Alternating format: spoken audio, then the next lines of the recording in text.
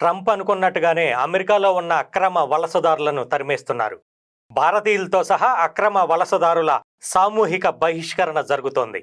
పత్రాలు లేని వలసదారులపై ట్రంప్ కఠినమైన వైఖరిని అమలు చేస్తున్నారు. మంగళవారం అమెరికా సైనిక విమానంలో టెక్సాస్ నుంచి 205 మంది భారతీయులను పంజాబ్కు తరలించారు.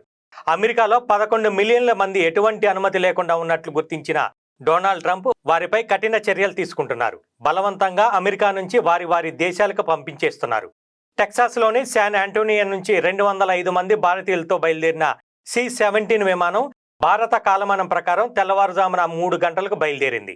అమెరికా నుంచి ఎటువంటి పత్రాలు లేని భారతీయులను తిరిగి తీసుకురావడానికి భారతదేశం సిద్ధంగా ఉన్నట్టు ప్రకటించిన విషయం తెలిసిందే. అమెరికాలో ఇతర దేశాలకు చెందిన ఎటువంటి ధృవీకరణ పత్రాలు లేని అక్రమ వలసదారులే లక్ష్యంగా ట్రంప్ ఆపరేషన్ మొదలుపెట్టారు. ఇందులో భాగంగా వేలాది మంది భారతీయ పౌరులపై ప్రభావం చూపనుంది. ప్రస్తుతం అమెరికాలో అక్రమంగా నివసిస్తున్న 18,000 మంది భారతీయ వలసదారులను గుర్తించారు. ట్రంప్ చర్యలతో కనీసం 20,407 మంది ఎటువంటి ధృవపత్రాలు లేని భారతీయులు ప్రభావితమయ్యే అవకాశం ఉంది.